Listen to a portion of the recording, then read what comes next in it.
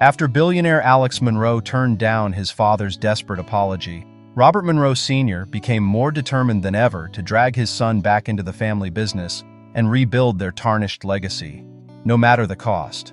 But Alex and his wife, Amina, aren't backing down. With their love and hard-won empire under attack, the stakes are higher than ever. Betrayal, sabotage, and shocking revelations will push them to their limits. Subscribe now to see how this explosive story of love, power, and revenge unfolds. You won't believe what happens next. Alex Monroe had never felt more fulfilled. At 39, he had rebuilt his life and career with purpose, transforming Vanguard Partners into a global leader in ethical investing and community development.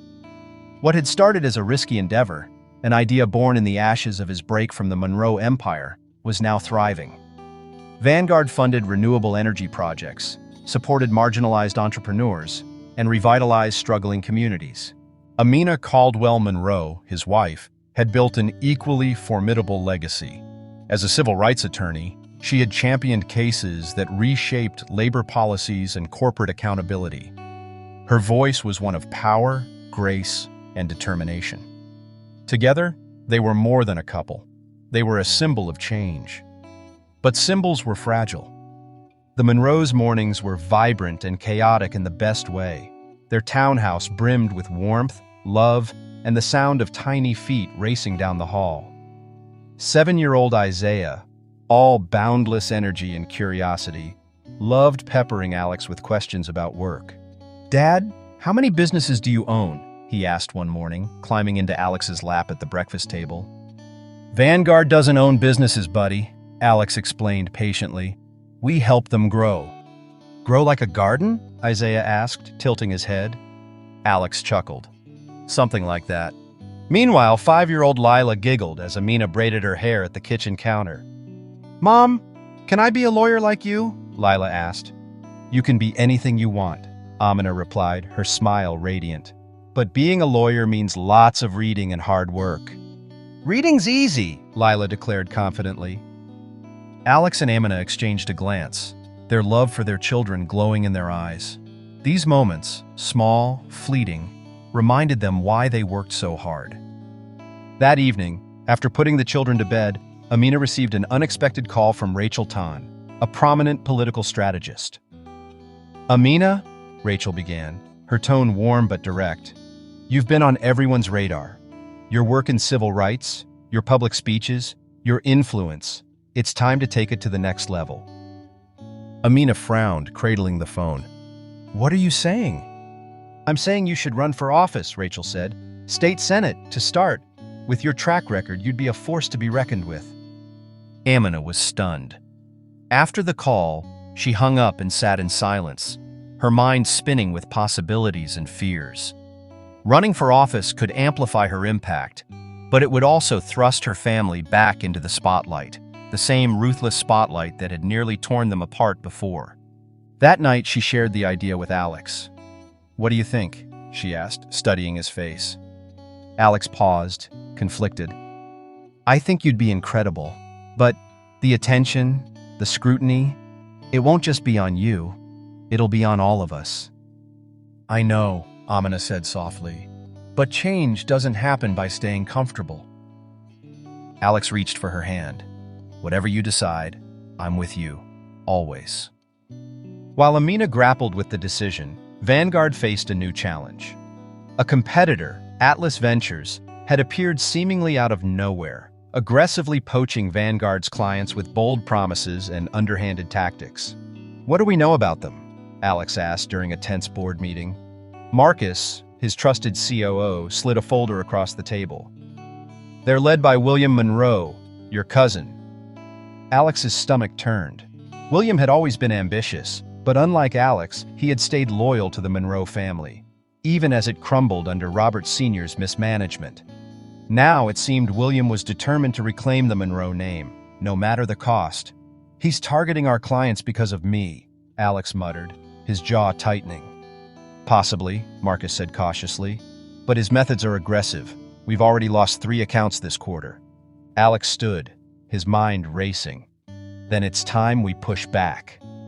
As if the competition wasn't enough, the Monroe's enemies struck another blow. A week after Amina shared her decision to run for office, a damning article appeared in a major newspaper. The headline screamed, "Activist turned candidate accused of financial misconduct."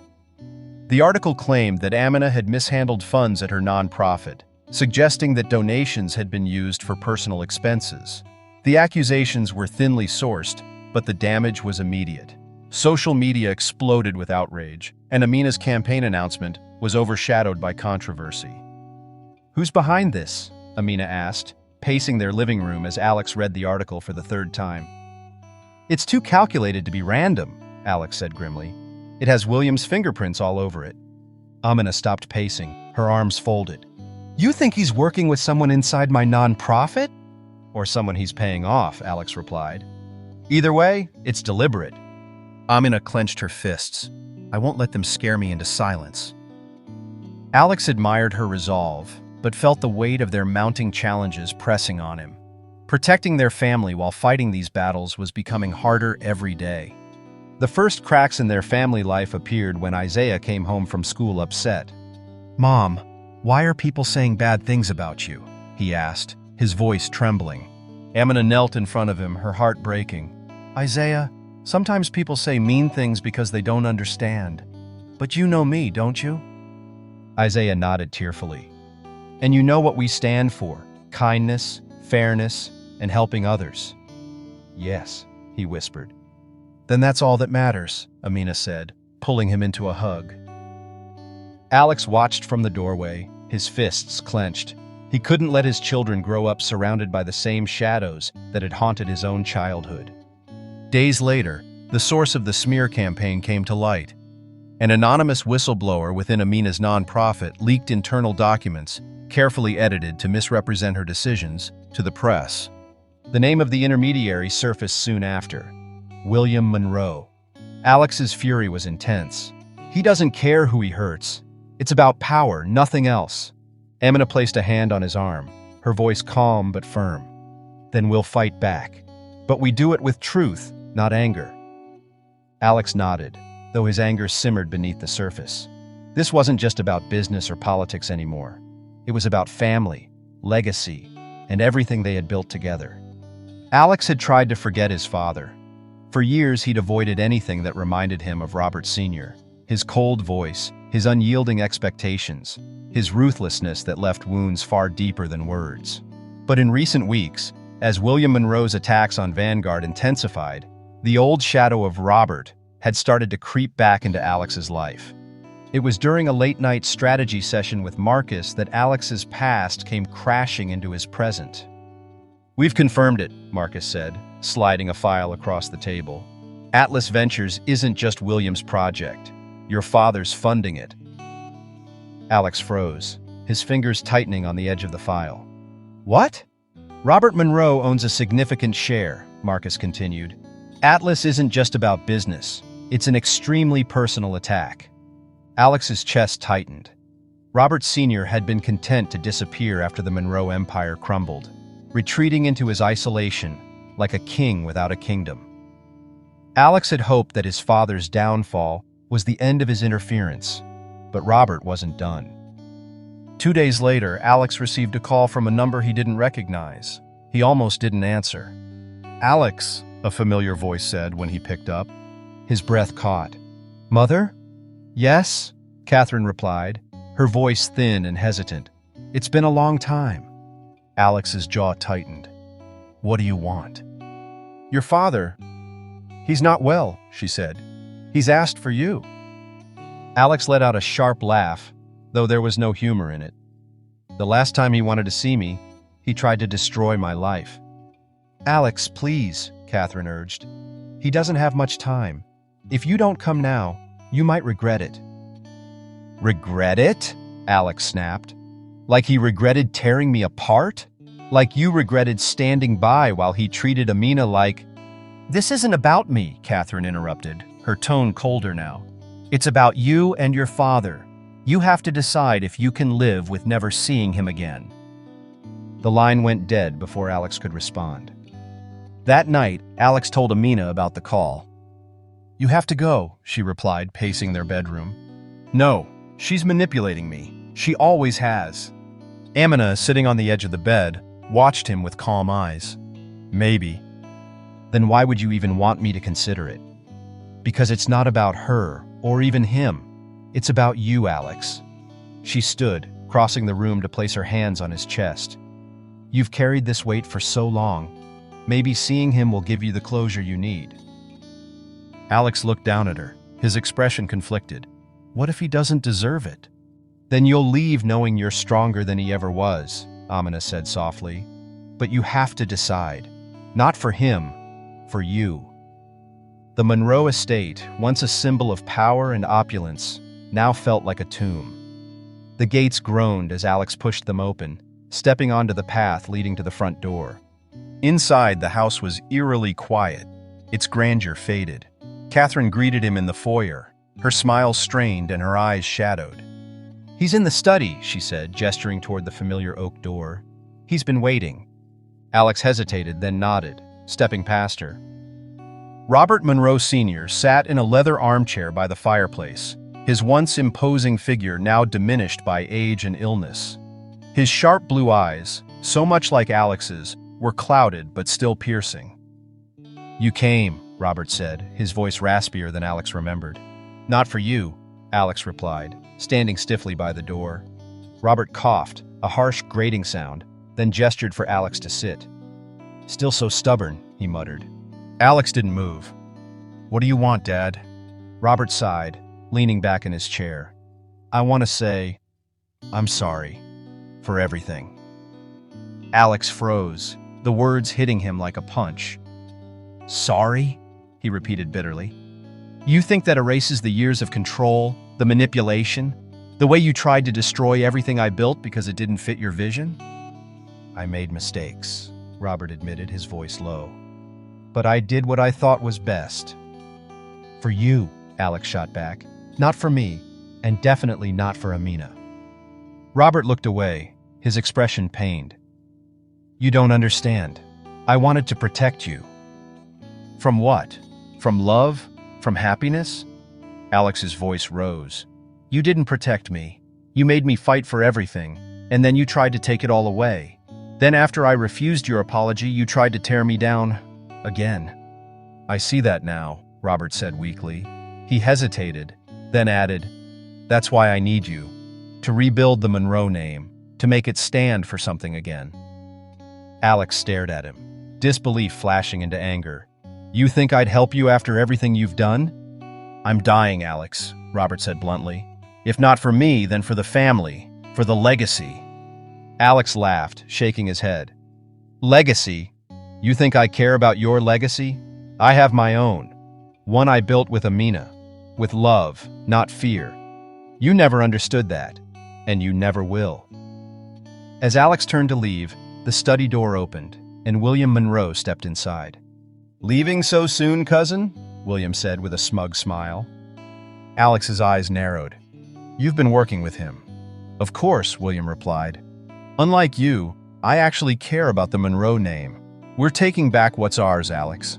Atlas Ventures will destroy Vanguard, and when it does, we'll finally restore this family's reputation. Alex clenched his fists. You'll never understand, will you? It's not about the name. It's about the people we hurt to protect it. Robert coughed violently, cutting the tension. William, enough, he rasped. But William didn't stop. Run back to your little empire, Alex. It's already crumbling. Alex stepped closer, his voice cold. You don't scare me, William. And I'm not running. Whatever you're planning, I'll be ready. With that, Alex left, the weight of his father's apology and William's threats burning in his chest. That evening, Alex returned to find Amina waiting for him. He told her everything. Robert's apology, his plea to rebuild the Monroe legacy, and William's partnership with his father. What now? Amina asked. We fight, Alex said firmly, taking her hand. Not for the Monroes, for us. Amina smiled faintly, squeezing his hand. Then we'll win. Together. In the warmth of their home, surrounded by love, Alex felt the strength to face whatever came next. Amina sat at her desk going through some papers. The house was quiet, except for the soft hum of the heater. Papers and notes were spread out in front of her, policy drafts, community initiatives, and statistics outlining the needs of the underserved neighborhoods she hoped to represent. The call from Rachel Tan had lingered in her mind for weeks. The idea of running for public office terrified her, not because she doubted her ability, but because she knew what it would cost her family. The spotlight, the scrutiny, the attacks. It was a firestorm waiting to consume them. But as she reviewed the numbers on childcare inequities and systemic housing issues, she thought of her children. She thought of Lila asking if she could be a lawyer, of Isaiah's earnest questions about kindness and fairness. The next morning, Amina made her decision. She found Alex in the kitchen, sipping coffee and reading Isaiah's latest book report. "I'm going to run," Amina said, her voice steady. Alex looked up, setting the paper down. "Are you sure?" "Yes," she replied, meeting his gaze. "I have to. For us. For them. For everything we've worked for." Alex exhaled, then nodded. "Okay, then let's do it." Amina's campaign announcement was bold and unapologetic. Standing on the steps of City Hall, surrounded by supporters and her family, she outlined her vision for justice, progress, and systemic reform. Cameras flashed, reporters shouted questions, and a live broadcast carried her words across the state. "I'm not here to preserve the status quo," she said, her voice ringing with conviction. "I'm here to break it." Her message resonated with voters who were tired of empty promises. Social media lit up with hashtags like #AminaForChange and #LeadWithJustice. But not everyone was supportive. Just as Amina's campaign gained traction, the attacks began. The fabricated allegations of financial misconduct at her nonprofit resurfaced, but now they were accompanied by new, more personal accusations. A news article quoted a whistleblower who claimed Amina had taken money from donors to fund her family's lavish lifestyle. Anonymous emails flooded her campaign inbox, laced with racism and vitriol. "Who is behind this?" Marcus asked Alex during a late-night meeting. "William," Alex said bitterly. "He's using every tool he has to discredit her." The source of the leaks stunned Amina. Claire Marshall, a former ally who had once served as the director of Amina's nonprofit. Claire had left the organization years ago after a heated disagreement about funding priorities. Amina confronted her in a tense phone call. "How could you do this?" Amina demanded, her voice sharp with betrayal. "You think you're better than everyone," Claire spat back. "Always preaching about justice, but you're just like the rest, using people to climb higher." "That's not true," Amina said, her voice shaking. "You know it's not." "Tell yourself whatever you want," Claire replied coldly. "But you can't fix this system, Amina. And you're a fool for trying." The call ended, but the damage was done.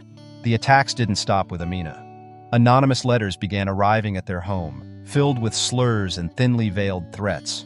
One morning, as Alex opened the mailbox, he found a photo of their family with a red X slashed across it. His stomach dropped.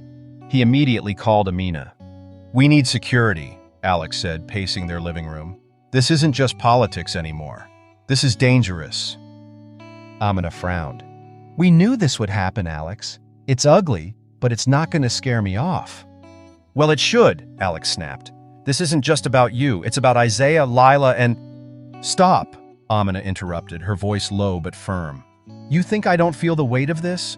Every move I make, every step I take, it's for us, for our kids. But you can't protect me from being who I am." Alex ran a hand through his hair, his frustration boiling over. "And what if being who you are costs us everything?" Amina stared at him, hurt flashing in her eyes. "Then it's a price I'll pay. Because if I stop now, I'm teaching Isaiah and Lila to back down when things get hard. And I won't do that." The room fell silent, tension thick between them. Finally, Alex sighed, his anger deflating. He stepped closer, taking her hands. "I'm scared, Mina. I can't lose you. I can't lose them." "You won't," she said softly. "But I need you to trust me." He nodded reluctantly. "Always." A week later, Amina gave a major campaign speech in a crowded community center. As she stepped onto the stage, Alex sat in the front row with Isaiah and Lila, his hand gripping hers tightly. Amina's voice rang out with strength and conviction. Every lie they tell about me, every threat they send, is proof that change is coming. They don't attack those who stay silent. They attack those who speak the truth. And I will never stop speaking the truth. The crowd erupted into applause, and Alex felt a swell of pride, even as his anxiety lingered. As they drove home that night, Alex glanced at Amina, her face glowing with determination. He didn't know what the next few months would bring, but he knew one thing: he would stand beside her, no matter what. The problem began with whispers. Alex sat in a strategy meeting with his senior team, reviewing Vanguard's newest community-focused initiatives, when Marcus handed him a report. "You're not going to like this," Marcus said grimly. Alex skimmed the document, his stomach sinking. A major investor had sold their stake in one of Vanguard's flagship ventures, a green energy initiative that had been central to their brand. The buyer, Atlas Ventures. "This can't be a coincidence," Alex said, his voice low but sharp. "It's not," Marcus replied. "We've tracked the transactions. William and Robert have been consolidating shares for months. They own a controlling interest now." The room fell silent as the weight of the revelation settled. Alex's mind raced. The venture wasn't just profitable, it was a cornerstone of Vanguard's ethos. Losing control of it wasn't just a financial blow, it was personal. Days later, Atlas Ventures announced sweeping changes to the initiative, redirecting funds away from community programs and focusing solely on profit-driven projects. The move sparked public outrage, with critics accusing Vanguard of abandoning its principles. "They're dragging us through the mud," Marcus said, gesturing to the headlines plastered across the table. "Vanguard abandons community focus under new leadership." Alex clenched his fists, fury bubbling beneath his calm exterior. "This isn't just about business. This is about taking everything I've built." He knew what he had to do: fight back. Alex filed a lawsuit accusing Atlas Ventures of unethical practices in their acquisition. The legal battle quickly became a public spectacle, with media outlets dissecting every move. While Alex fought in court, Amina uncovered a darker side to the attack. One afternoon, her campaign manager, Rachel, burst into her office, a folder clutched tightly in her hands. "You need to see this," Rachel said, her voice laced with urgency. Amina opened the folder to find surveillance photos, financial records, and transcripts of private conversations. Her stomach turned as she realized the extent of the intrusion. "Private investigators," Rachel explained, "hired by William Monroe. They've been digging into your past." Amina's hands shook as she read through the files. The investigators had uncovered deeply personal details: her struggles growing up in a single-parent household, the financial hardships her family faced, and even her mother's battle with depression. "They're trying to paint you as unfit," Rachel continued. "The narrative will be that you're unstable, untrustworthy, whatever they can use to discredit you." Amina's jaw tightened. She had spent her life fighting for dignity and justice, and now they were weaponizing her past against her. At home, the stress of the attacks began to take its toll. Alex was consumed by the legal battle, spending long nights poring over documents and meeting with lawyers. Amina, reeling from the invasion of her privacy, worked tirelessly to fortify her campaign and prepare for the inevitable smear pieces. One evening, as they sat in the living room after putting the kids to bed, the tension boiled over. "We're fighting battles on two fronts," Alex said, pacing the room. "If I lose this lawsuit, Vanguard's credibility is gone. If you lose the campaign—" "I won't lose," Amina interrupted, her voice firm but tired. "But at what cost?" Alex shot back, turning to face her. "They're tearing us apart, Mina. Digging into your past, threatening our kids. How far are we supposed to let this go?" Amina stood, meeting his gaze. "You think I don't feel that? You think I don't lie awake at night wondering if we've made the right choices? But I won't let them scare me off. I won't let them win." Alex sighed, running a hand through his hair. I feel like I'm failing you. Failing us." "You're not failing," Amina said softly, stepping closer. "We're in this together, Alex. but we can't let them see us break." He nodded, pulling her into a hug. "We'll figure it out." Betrayal. The breakthrough in the lawsuit came from an unlikely source. Late one night, Alex received a call from his lawyer. "We've traced a significant amount of insider information back to a single source," the lawyer said. Alex frowned. "Who?" There was a pause before the lawyer replied. "Your mother." The words hit Alex like a physical blow. He sank into his chair, disbelief and anger coursing through him. "Catherine's been feeding William intel on Vanguard's operations for months," the lawyer continued. "Emails, documents. She's given them everything they needed to outmaneuver you." Alex expected this kind of betrayal from his father, but his mother was a huge blow to him. The next morning, Alex drove to the Monroe estate, fury simmering just below the surface. Catherine greeted him at the door, her smile faltering when she saw his expression. "Alexander, what a surprise." "Cut the act," Alex snapped, stepping inside. "I know what you've been doing." Catherine's eyes widened, but she quickly regained her composure. "I have no idea what you're talking about." "Don't lie to me," Alex's voice echoed through the grand foyer. "You've been giving William information, undermining me, selling out your own son." Catherine's facade cracked. "I did what I had to do," she said, her voice shaking. "The Monroe name is all we have left. I couldn't stand by and watch it crumble completely." Alex stared at her, his heart pounding with a mix of rage and heartbreak. "The Monroe name means nothing to me. You think betraying me will bring it back? You've destroyed whatever chance you had of being part of my life, of my family's life." Catherine reached for his arm. "Alexander, please." He pulled away. "You've made your choice. Now live with it."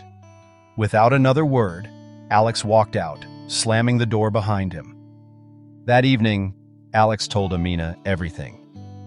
"I don't know how much more of this I can take," Alex admitted, his voice heavy with exhaustion. Amina took his hand, her gaze steady. "Then lean on me. We fought too hard to let them win now." Alex nodded, finding strength in her unwavering resolve. "Together." "Always," Amina said with a small smile. As they sat together, the world outside seemed quieter for a moment. They had faced betrayal, pain, and fear, but their bond remained strong.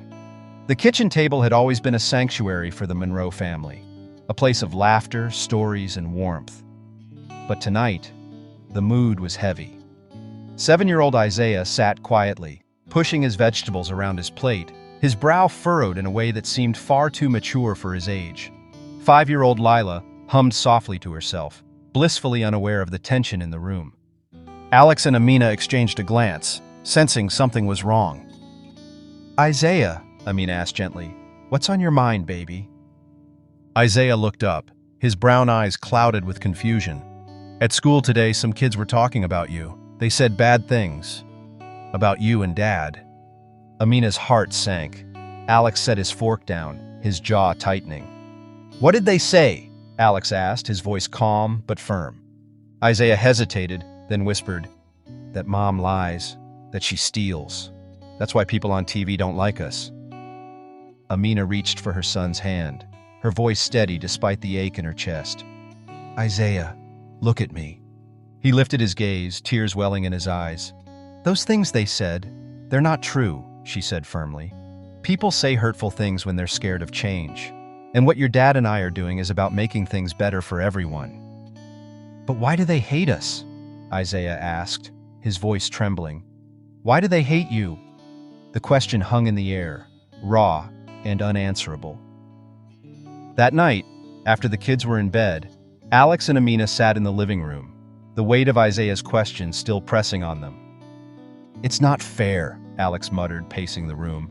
"He shouldn't have to deal with this. He's just a kid." Amina sat on the couch, her arms wrapped around herself. "I know, but this is the world we live in, Alex. We can't shield him from it forever." "We shouldn't have to," Alex said, his voice rising. "They're just kids. They should feel safe, loved, not judged for things they don't understand." Amina stood, crossing the room to place a hand on his arm. "We can't control what people say. but we can control how we teach them to face it. And how do we do that? Alex asked, his voice breaking slightly. How do we explain a world this cruel? Amina's gaze softened. By showing them that even when the world is cruel, we don't stop fighting for what's right. The next week, Amina had a social event for her campaign. The auditorium was packed with supporters and media, the air buzzing with anticipation. The smear tactics against her had intensified, but Amina stood tall, her poise unshakable. She stepped up to the podium, her voice steady but impassioned. Every day, my family and I face questions no one should have to answer. Questions about who we are, about where we come from, about whether we belong. And I'm here to tell you, we do. I've been called every name in the book. A fraud, a thief, unfit, unworthy. But you know what I've also been called? A daughter, a wife, a mother, and most importantly, a fighter. They think they can scare me into silence. They think they can make me question my worth. But I stand here today, unafraid and unapologetic, because I know what I stand for: justice, equity, and a better future for the next generation. The audience erupted into applause, but Amina wasn't finished. To the people who attack me, who attack my family, I say this: your fear is your weakness, not mine. You can dig into my past, you can twist my words, but you cannot break me. And to those who support me, I say, stand tall, stand together, because when we do, nothing can stop us. Her words sent shockwaves through the campaign. Clips of the speech went viral, flooding social media with hashtags like Unapologetic Amina and Stand with Amina. Public opinion shifted dramatically, with even skeptics praising her courage and authenticity. But success came with a price. That evening, as Alex and Amina returned home from the rally, they found a spray-painted message on their garage door. Give up. Alex's stomach turned as he read the words. Amina clenched her fists, anger flashing in her eyes. This has gone too far, Alex said, his voice trembling with fury. It was always going to go this far, Amina replied quietly. We can't give up now. Later that night, Isaiah woke up crying. Alex rushed to his room, finding him curled up in bed, clutching a stuffed dinosaur. Hey, buddy, Alex said softly, sitting beside him. What's wrong? Isaiah wiped his tears, his voice small. I'm scared, Dad. Alex's chest tightened. What are you scared of? The people who don't like us, Isaiah whispered. What if they hurt you or Mom? Alex pulled his son into his arms, holding him tightly. Listen to me, Isaiah. Your mom and I, we're strong, and we have people who protect us. Nothing is going to happen to us. I promise. Promise? Isaiah asked, his voice wavering. I promise, Alex said firmly. The next morning, Amina sat Isaiah and Lila down at the kitchen table. I know things have been scary lately, she said gently, but I want you both to remember something.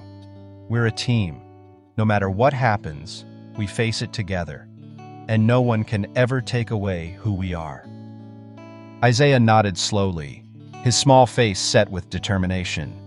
Okay, Mom. Lila reached for her brother's hand. We're a team. Amina smiled, her heart full despite the chaos around them. The next morning, Alex got a call that caught him completely off guard. William Monroe's assistant reached out one afternoon, her tone clipped and professional. Mr. Monroe would like to meet with you in person. He believes a resolution is possible. Alex nearly laughed. A resolution? He's stolen from me, attacked my family, and tried to ruin everything I've built. What exactly is there to resolve? The assistant didn't falter. Mr. Monroe believes you'll want to hear what he has to say. Against his better judgment, Alex agreed. The meeting was set in a sleek, glass-walled office atop one of Manhattan's most exclusive skyscrapers, the new headquarters of Atlas Ventures. Alex stepped into the sterile, opulent space, his jaw tightening as he caught sight of William. William leaned back in his chair, his tailored suit perfectly pressed, his expression smug. Cousin, William greeted, spreading his arms theatrically. It's been too long. Alex ignored the false warmth, stepping closer to the desk. Cut the theatrics, William. Why am I here? Straight to business then, William said, smirking. He gestured for Alex to sit, but Alex remained standing. William shrugged and leaned forward. You've caused me a lot of trouble, you know. The lawsuit, the media circus, it's exhausting. You brought this on yourself, Alex shot back. You made this personal. Because it is personal, William snapped, his tone shifting from playful to angry. You walked away from the family, Alex, from the legacy. And you didn't just leave, you torched the bridge on your way out. Do you have any idea what that did to us? Alex stared at William, his anger simmering. You mean what it did to you? Let's not pretend this is about the family. This is about your ego. William's expression darkened. You think you're better than me, don't you? You always have. The golden boy who could do no wrong. The prodigal son who threw away everything to chase some self-righteous fantasy. Alex clenched his fists, but his voice remained steady. I walked away because the Monroe name stood for greed, exploitation, and control. I wanted something better, for myself, for Amina, for my kids. And you hate that, don't you? That I was strong enough to leave while you stayed behind, clinging to a sinking ship. William's jaw tightened, his facade cracking. You don't get to judge me. You don't know what it's like to fight for a name that everyone else abandoned, to rebuild something from nothing. Alex shook his head. You didn't rebuild anything, William. You stole. You manipulated. And for what? To impress a man who never cared about either of us? As the confrontation escalated, the door opened behind Alex. Amina stepped in, her presence commanding. She was calm, composed, and utterly unshaken. Alex, she said softly, placing a hand on his arm. May I have a word with William? William blinked, clearly startled. Amina, how unexpected. She smiled politely, but there was steel in her gaze. I couldn't let my husband face this alone. You don't mind, do you? William hesitated, but he waved her in, feigning confidence. Not at all. Amina stepped forward, her heels clicking softly on the polished floor. William, I've heard a lot about you. About your loyalty to the Monroe name, your commitment to the family's legacy. Someone has to care, William said defensively, trying to regain control of the conversation. And I admire that, Amina said smoothly. But let's be honest, this isn't about the Monroe name. It's about you. William frowned. Excuse me? It's about proving yourself, Amina continued, her voice steady but cutting. Proving that you're not just Robert Monroe's shadow, that you're not just second best. But here's the thing, William. You don't need to destroy Alex to prove your worth. You could have built something better, something different. Instead, you chose to take shortcuts, to lash out at someone who walked away from the mess you chose to stay in. William's face flushed, his mask of confidence slipping. You don't know anything about me. Oh, but I do, Amina said, her tone softening slightly. I know what it's like to feel like you're not enough, to fight for a seat at a table that doesn't value you. But what you've done here, it's not strength, it's desperation. William stood abruptly, his chair scraping against the floor. You think you can come in here and lecture me? Amina didn't flinch. I think you've spent your entire life blaming Alex for your insecurities. But the truth is, William, you're not fighting for the Monroe name. You're fighting for yourself, and you're losing. For a moment, the room was silent. William's hands trembled slightly as he glared at Amina, his carefully curated image of control in tatters.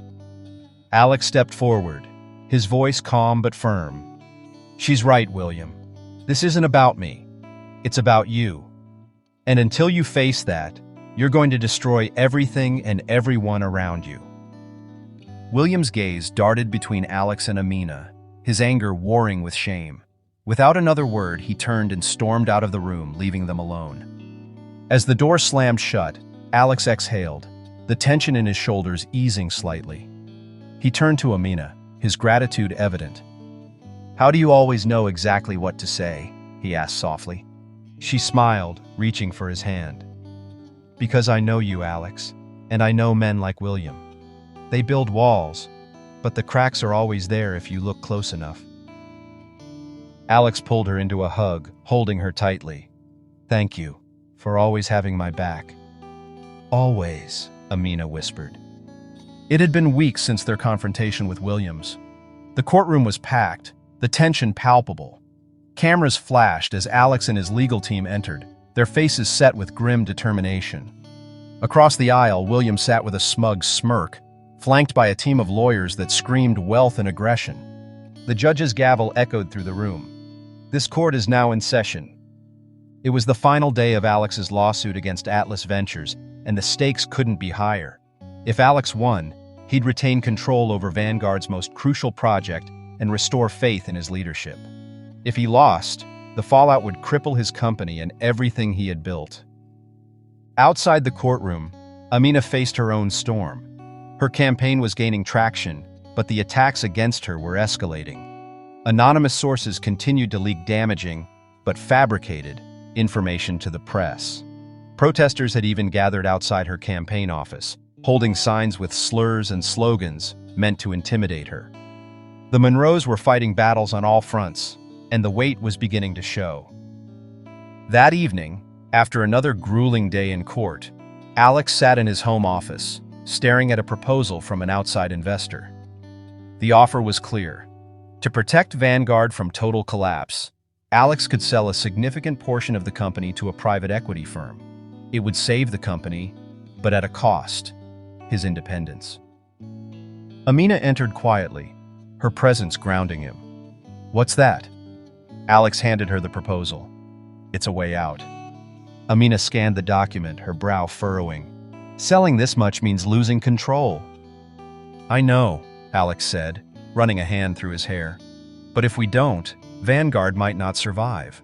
This lawsuit has drained us, and with William targeting our investors, we're running out of options."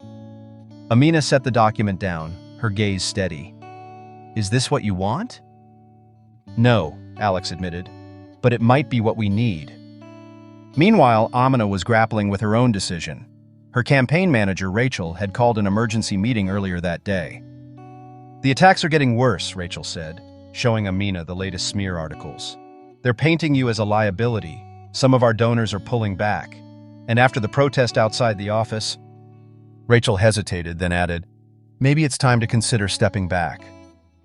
Amina's stomach twisted. "You're saying I should drop out." "I'm saying you have to think about your family," Rachel said gently. "This isn't just about you anymore." Amina nodded, but her mind raced. Stepping back would protect her family from further harm, but it would also mean giving up on everything she had worked for, on the change she had promised to bring. As they prepared for bed, Alex found Amina sitting on the edge of their bed, deep in thought. He sat beside her, sensing the weight of her silence. "You're thinking about stepping back," he said softly. She nodded, her voice quiet. "It's not just about me anymore, Alex. The kids, the threats, I don't want to put them in danger." Alex sighed, his own burdens threatening to spill over. "I've been thinking the same thing about Vanguard. Maybe it's time to let go." Amina looked at him sharply. "Let go? Alex, Vanguard is your legacy. You fought so hard to build it. And you fought just as hard for your campaign," Alex countered. "But what's the point of fighting if it puts everything we love at risk?" Amina stood, her voice rising with emotion. "We fought for everything we have. If we back down now, what are we teaching our children? To give up when things get hard? To let fear win?" Alex stood too, his voice quieter, but no less intense. "We're teaching them that love is stronger than pride. That sometimes stepping back is how you keep standing. We can rebuild, Mina, but we can't rebuild if we lose each other in the process." The room fell silent, the weight of their choices pressing down on them. Finally, Amina's expression softened. "What do we do, Alex?" He took her hands, his gaze steady. "We choose us. Whatever that means, whatever it takes, we choose each other." The next day, Alex announced that he had reached a settlement in the lawsuit. He would sell a portion of Vanguard to the private equity firm, ensuring the company's survival, but sacrificing his independence. The media speculated endlessly about the decision, but Alex remained firm. This isn't the end of Vanguard. It's the beginning of a new chapter. Amina, meanwhile, made her own announcement. At a press conference filled with reporters eager to hear her response to the latest attacks, she stood tall, her voice unwavering. "To those who doubt me, who threaten me, who think they can silence me, I'm still here," she said. "I'm not stepping back, and I'm not stepping down. This campaign isn't about me. It's about the people who deserve a voice, who deserve justice, and I won't stop fighting for them." Her words electrified her supporters, and her campaign surged ahead with renewed momentum. Alex and Amina sat together on their back porch, watching their children play in the yard. "We made it through another storm," Alex said, a hint of a smile tugging at his lips. Amina leaned her head against his shoulder. "Barely." He chuckled softly, then grew serious. "Do you ever wonder if it's worth it?" She looked up at him, her eyes filled with quiet determination. "It's worth it, Alex, because we're not just fighting for us, we're fighting for them." Things seemed to have settled a bit. Amina stood at the center of a packed auditorium, the energy electric as her supporters waved signs and cheered her name. She had done it. Against all odds, she had weathered the storm of relentless attacks, fought back against the lies, and won the hearts of the people. The election results were clear. Amina Caldwell Monroe was now a state senator, the first black woman to represent her district. As she walked up to the podium, the room erupted into applause. Alex stood in the front row with Isaiah and Lila, his heart swelling with pride as he held their hands. Amina raised her hands to quiet the crowd, her voice carrying strength and gratitude. "I stand before you today, humbled and grateful," Amina began, her voice steady despite the lump in her throat. "Humbled by the trust you've placed in me, and grateful for the chance to serve. This victory is not mine alone. It belongs to every person who dared to believe that justice is worth fighting for. It belongs to the families who've been told they don't matter, to the communities that have been ignored, to the voices that have been silenced. They told me I wasn't strong enough, that I didn't belong. But here I am. Here we are. Because we didn't give up. We didn't back down. And I promise you this, I will fight for you, for us, every single day. Not just because it's the right thing to do, but because it's the only thing to do. Together, we'll build a legacy of justice, equity, and love. And that's a legacy no one can take away." The crowd roared as Alex wiped a tear from his eye, squeezing Isaiah's hand. "Mom's amazing," Isaiah whispered. "She is," Alex agreed, his voice thick with emotion. While Amina celebrated her victory, Alex focused on rebuilding Vanguard. The decision to sell a portion of the company had been painful, but it gave him the breathing room he needed to chart a new path. He reached out to like-minded entrepreneurs, activists, and community leaders, forging new partnerships that aligned with Vanguard's mission. Slowly but surely, the company regained its footing, becoming a beacon of ethical investing once again. At the first board meeting after the restructuring, Marcus turned to Alex with a smile. "We're back," Marcus said simply. Alex nodded, a sense of peace washing over him, better than ever. As Alex and Amina thrived, William Monroe's world unraveled. His aggressive tactics at Atlas Ventures backfired, alienating investors and triggering investigations into unethical practices. Headlines painted a bleak picture. Atlas Ventures faces collapse amid scandal. William Monroe's rise and fall, greed over legacy. Robert Monroe Sr., once a titan of industry, watched his empire crumble from the isolation of his estate. His health had deteriorated rapidly, and he now spent his days confined to a wheelchair, his sharp mind dulled by age and regret. One rainy afternoon, Alex made the decision to visit his father one last time. He found Robert in the study, staring out the window at the overgrown gardens.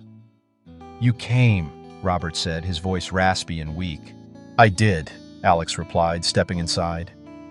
Robert turned, his eyes searching Alex's face. "I suppose you'll hate me forever." "I don't," Alex said evenly. "I just wish you were a better father to me." Robert's gaze dropped, the weight of his mistakes pressing down on him. "I wanted so much for you, Alex, for the family, but I went about it all wrong." After I tried to apologize and you shut the door in my face, I became obsessed with getting you back in the family, no matter the consequences." Alex nodded, his emotions conflicted. "You hurt me, Dad. You hurt Amina, and you'll have to live with that. But I didn't come here to punish you. I came here to forgive you." Robert's eyes widened in surprise. "Why?" "Because holding on to anger doesn't help anyone," Alex said. "And because I want my kids to know that forgiveness is strength." Alex stood, his voice soft but resolute. "I forgive you, but I can't let you back into my life. Not after everything." Robert nodded slowly, his expression heavy with regret. "I understand." As Alex left the estate, he felt a sense of closure he hadn't thought possible. Months later, Alex and Amina stood together at the site of a new community center funded by Vanguard and supported by Amina's public office. The center, named in honor of Amina's late mother, was a symbol of everything they had fought for. Isaiah and Lila ran around the construction site, their laughter filling the air. Supporters and community leaders gathered to celebrate, their faces bright with hope. As the ceremony concluded, Isaiah tugged on Alex's sleeve. "Dad?" "Yeah, buddy?" "Will people remember us?" Isaiah asked, his young face earnest. Alex smiled, crouching to meet his son's gaze. "They'll remember what we stood for, and that's all that matters." Isaiah nodded, his smile widening as he ran off to join his sister. Alex stood, wrapping an arm around Amina's shoulders. "We did it," he said softly.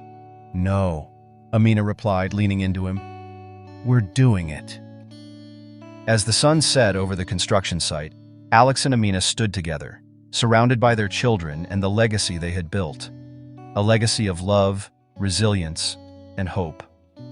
Love, resilience, and courage can overcome even the greatest challenges, and I'm so grateful you joined me for this incredible story.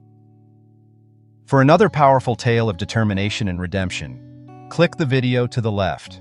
And if these stories move you, subscribe to help spread hope and inspiration to the world. I'll see you in the next one.